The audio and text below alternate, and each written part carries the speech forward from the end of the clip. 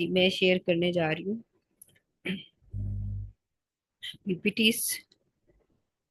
अच्छा जी, नेक्स्ट हम बात कर लेते हैं डिग्री ऑफ फ्रीडम की। ठीक है, अगर किसी का कोई क्वेश्चन है वेरिएंस में अभी भी पूछ सकता है।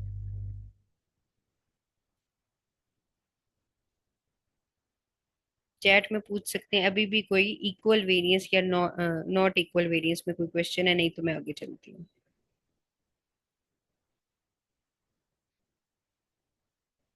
मैम एक दफा सुन लें कि हम सही कॉन्सेप्ट बनाया भी है कि नहीं। हाँ जी, बताएं। अगर नॉर्मल है, डाटा नॉर्मल है और हमारे पास जो वेरिएंस है वो भी नॉर्मल है तो हम लोग पैरामीट्रिक की तरफ जाएंगे। अगर वेरिएंस डाटा जो है इक्वल वो है। नॉर्मल। वेरिएंस नॉर्मल नहीं है, वेरिएंस इक्वल है। दोनों की जो वेरिएबिलिटी है वो ठीक है। सेम है। हाँ। हम्म। ओके। वेरिएंस इक्वल है तो हम लोग पैरामीट्रिक की तरफ जाएंगे। अगर दोनों में से एक भी चीज जो है वो नॉर्मल या इक्वल नहीं है तो हम नॉन पैरामीट्रिक की तरफ जाएंगे। हाँ हम जी, हाँ कोशिश करेंगे कि वो नॉर्मलिटी की तरफ ले जाएं उसको, लेकिन अगर नहीं हो रहा तो फिर हम नॉन पैरामीट्रिक की तरफ ही जाएंगे। हाँ जी, बिल्कुल ऐसे ही है। चले नेक्स्ट हम बात करते हैं डिग्री ऑफ फ्रीडम की। डिग्री ऑफ फ्रीडम ये है कि number of observation that are free to vary after sample statistics has been ma'am calculated. हाँ जी। मैम फिर जो बॉक्स को ट्रांसफॉर्मेशन है वो फिर हम हाँ। कब लगाएंगे? बच्चे, जब आपके पास जो है वो एक सब ग्रुप मौजूद है। ठीक है, एक मतलब आपके पास दो डिफरेंट पैरामीटर्स हैं, तो उसका एक का दूसरे पे कोई इफेक्ट नहीं हो रहा। जैसे अगर हम फॉर एग्जांपल मैं 50 माइस लेती हूँ। ठीक है, 50 माइस लेती हूँ, मैं उसको तीन इक्वल ग्रुप्स में जो है वो डिवाइड कर लेती हूँ, जैसे हम हमारा एक आउटलायर आया था। ठीक है, अगर उसमें कोई आउटलायर मौजूद होगा तो उस एक ग्रुप को कंट्रोल को हम ट्रांसफॉर्म नहीं कर सकेंगे। फिर हमें ये करना पड़ेगा, हम सारे के सारे डेटा को लॉग ट्रांसफॉर्म कर लेंगे। जब मैं आपको एसपीएसएस की तरफ लेके जाऊंगी ना, उसमें मैं आपको लॉग ट्रांसफॉर्मेशन करना सिखाऊंगी। ठीक है, इसमें जो है मिनी टैब में भी और ग्राफ पैड में भी आपको मैनुअली करनी पड़ती है।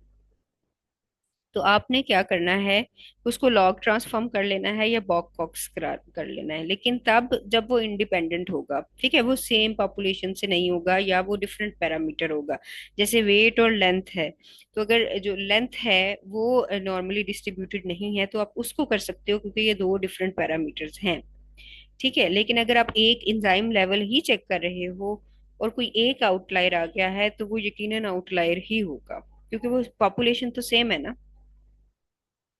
ठीक है, तो आप किसी एक चीज को जो बिल्कुल एक जैसी दिखने वाली चीजें हैं, जो एक ही उसमें से लिया है आपने, उसको जो है अगर आपने करना है तो वो फिर आपको सारे डेटा को लॉग ट्रांसफॉर्म करना पड़ेगा। तो आप सबसे पहले ये देखें कि कोई आउटलायर तो नहीं है, आउटलायर्स रिमूव कर दें। ठीक है, जो सेम ग्रुप से डेटा लिया गया है। अगर कोई इंडिपेंडेंट ग्रुप है तो उसको आप फिर ट्रांसफॉर्म कर सकते हैं, क्योंकि उसका मीन तो ऑलरेडी ही डिफरेंट होगा। तो अगर आप उसको लॉग ट्रांसफॉर्म भी कर दें या कॉक्स ट्रांसफॉर्मेशन कर दे तो उसको कोई ज्यादा इफेक्ट नहीं पड़ेगा। तो उनके मीन्स पहले ही डिफरेंट हैं, तो देन आप मीन्स कंपेयर कर सकते हो। ठीक है, लेकिन आपने ये नहीं करना कि एक कंट्रोल ग्रुप है, एक ट्रीटेड है तो थर्ड ट्रीटेड है, बाकी सारे नॉर्मल हैं और कंट्रोल को आप ट्रांसफॉर्म कर दो। इसमें तो उसका वैसे ही वो ट्रांसफॉर्म करके मीन बहुत डिफर कर जाएगा। ठीक है, वो वैसे ही वेरिएबिलिटी आ जाएगी। तो आपने ऐसा नहीं करना कि एक ही पॉपुलेशन के डेटा का करना है। उसमें मोस्ट ऑफ द टाइम अगर कोई एक आध वैल्यू है तो इसका मतलब है कि वो आउटलायर है। ठीक है, ओके मैम। कि जैसे स्पीसी ए और स्पीसी बी अभी हम कर रहे थे, हैबिटेट ए और बी वाला। मैं अभी आपके साथ स्क्रीन स्क्रीन शेयर करती हूँ। This one. ठीक है, ये हैबिटेट 1 है और हैबिटेट 2 है, इसका स्पीसी का है। ठीक है, अगर इसका डेटा जो है वो नॉर्मल नहीं है। ठीक है, वैसे तो इसमें बहुत सारी ऐसी वैल्यूज है जो शो करती हैं कि डेटा जो है वो बाय डिफॉल्ट ही नॉर्मल नहीं है। लेकिन अगर आपने इसमें से किसी एक ग्रुप को करना है तो आप कर सकते हो, क्योंकि ये दोनों एक दूसरे से इंडिपेंडेंट हैं।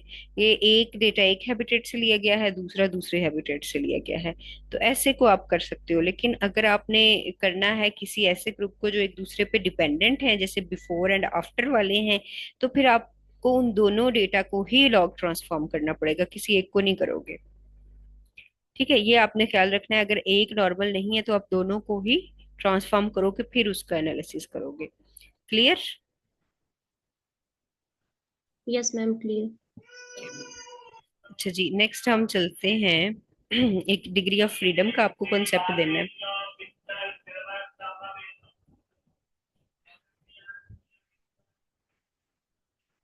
This one. अच्छा, डिग्री ऑफ फ्रीडम अक्सर आप टेस्ट में देखोगे, मैं इसके बहुत ज्यादा डिटेल में नहीं जाऊंगी, लेकिन आपको पता होना चाहिए कि जब आपने डिग्री ऑफ फ्रीडम जो है वो उसको लिखना है अपने पेपर में या थीसिस में, तो वो क्या होती है। ठीक है, degree of freedom is nothing, it's just for example, अगर आपके जो है वो 30 स्टूडेंट्स हैं क्लास में, ठीक है, 30 स्टूडेंट्स हैं आपकी क्लास में और 30 चेयर्स हैं। ठीक है, आप जो है वो वन बाय वन सब स्टूडेंट क्लास में दाखिल होते हैं, वो अपनी मर्जी की जगह पे बैठ जाते हैं, उनके पास फ्रीडम मौजूद है। कितने स्टूडेंट्स के पास फ्रीडम मौजूद है कि वो अपनी मर्जी की सीट पे बैठ जाएं? 29 के पास। ठीक है, वन स्टूडेंट के पास कोई फ्रीडम मौजूद नहीं है, क्योंकि उसके पास एक आखिरी सीट होगी, 30 सीट्स है, वो उसी पे जाके बैठेगा, उसके पास कोई फ्रीडम नहीं होगी। ठीक है, तो वो हमारे जो है वो वन जो है वो उसकी फ्रीडम नहीं होगी, बाकी सारे के सारे 29 जो है वो उनके पास चॉइस मौजूद है। तो ये वही आपकी डिग्री ऑफ फ्रीडम होगी। यानी 30 है तो n माइनस, अगर मैं यहाँ पे टेक्स्ट बॉक्स ऐड करूं, स्टूडेंट हमारे कितने थे? 30। और कितनों के पास जो है वो फ्रीडम नहीं थी चॉइस की? वन के पास। बाकी जो 29th नंबर पे भी आता है तो उसके पास भी एक सीट की गुंजाइश होती है।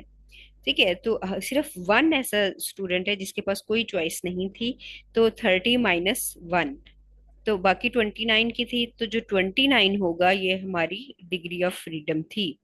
तो डिग्री ऑफ फ्रीडम क्या होती है? आपका सैंपल नंबर -1। ठीक है, यहाँ पे इस एग्जांपल में दिखाया गया है कि यहाँ पे सम जो है वो 6 है और सैंपल जो है वो नंबर 3 है, 1 2 3। ठीक है, तो डिग्री ऑफ फ्रीडम क्या होगी? n - 1, 3 - 1 = 2। इस चीज की समझ आई है डिग्री ऑफ फ्रीडम की? n - 1, सैंपल नंबर में से आपने वन जो है वो माइनस कर देना है, तो बाकी आपका 29 होगा। ये आपकी डिग्री ऑफ फ्रीडम होगी। क्लियर? जो भी आप टेस्ट लगाते हो, जो डिग्री ऑफ फ्रीडम आएगी, आप देखिएगा कि उसके साथ जो सैंपल नंबर आएगा उससे एक वैल्यू कम होगी। ये आपका डिग्री ऑफ फ्रीडम होता है। सिर्फ वन ऐसा नंबर है जिसको कोई भी फ्रीडम हासिल नहीं है, बाकी 29 को है। Number of observation that are free to vary. ठीक है, वो वेरिएबल हो सकते हैं, लेकिन जो आखिरी नंबर है वो वेरिएबल नहीं हो सकता, वो वेरी नहीं कर सकता, उसको एग्जैक्ट होगा। हाँ जी, जैसे ये x1 x2 x3 है, यहाँ पे x1 2 भी हो सकता है, x2 1 भी हो सकता है, लेकिन जो बाकी बच गया x3, वो उसने क्योंकि टोटल सम है तो उसको 3 ही होना है, वो ना 2 हो सकता है ना 1 हो सकता है। ठीक है, तो ये 3 वाला है, ये जो है उसको कोई फ्रीडम हासिल नहीं है, बाकी x1 और x2 को फ्रीडम हासिल है, तो हमारा डिग्री ऑफ फ्रीडम क्या होगा? 2 होगा। इस चीज की समझ है? ठीक है, अगर हमारे पास दो डेटा सेट हों तो क्या उसकी उसकी डिग्री ऑफ फ्रीडम कैसे निकलेगी? फॉर एग्जाम्पल, हमारे पास n1 भी 3 है, n2 भी 3 है, तो उसकी डिग्री ऑफ फ्रीडम हम कैसे कैलकुलेट करेंगे? ठीक है, अब तो हमारे पास दो n आ गए ना, दो ग्रुप आ गए, दो सैंपल्स हो गए, तो उसकी हम कैसे करेंगे? ये तो एक ग्रुप की मैंने बात की थी, जब हमारे पास एक सैंपल नंबर था, 30 था या 3 था। ठीक है, तो अगर हमारे पास टू सैंपल्स हों तो उसकी हम डिग्री ऑफ फ्रीडम कैसे कैलकुलेट करेंगे? n1 प्लस n2, ठीक है, माइनस बड़ा एन हो गया, सैंपल के लिए हम हमेशा छोटा एन यूज करते हैं, n2 - 2। टू किस लिए? एक एक है n1 के लिए और एक है n2 के लिए। ये हमारे पास डिग्री ऑफ फ्रीडम होगी। फॉर एग्जाम्पल, अगर हमारे पास n1 सॉरी n1 भी 30 है, n2 भी 30 है, तो डिग्री ऑफ फ्रीडम -1 जो है आप 2 करोगे, 2 ऐसे मेंबर्स हैं जिसको जो है वो फ्रीडम हासिल नहीं है, तो आपका डिग्री ऑफ फ्रीडम क्या आएगा? 30 प्लस 30 60 माइनस 2, क्या डिग्री ऑफ फ्रीडम 58। होगा आपके? 58। तो ये आपका 58 आएगा। ठीक है, आपको कैलकुलेट करने की जरूरत नहीं है, सिर्फ आपने इसको रीड करना है। आप जब रिजल्ट देखोगे, सॉफ्टवेयर में आप लगा रहे हो, तो आपको कैलकुलेट करने की जरूरत नहीं पड़ेगी, वो खुद देगा। लेकिन आपको पता होना चाहिए कि ये डिग्री ऑफ फ्रीडम 58 क्यों है, या डिग्री ऑफ फ्रीडम 29 क्यों है। क्लियर? ठीक है, इसी तरह से अगर 3 होंगे तो N1 plus N2 plus N3 minus 3। ठीक है, तो वो आपका डिग्री ऑफ फ्रीडम आएगा। क्लियर? मैं अब आगे चल रही हूँ। ठीक है, आज मैं यस। आपको छोटे छोटे कॉन्सेप्ट दे रही हूँ, और उसके बाद नेक्स्ट जो है वो फिर हम अनोवा की तरफ चलेंगे। आज हमने पढ़ा है कि इक्वल वेरिएंस का टेस्ट कैसे लगाया जाता है, और डिग्री ऑफ फ्रीडम क्या होती है।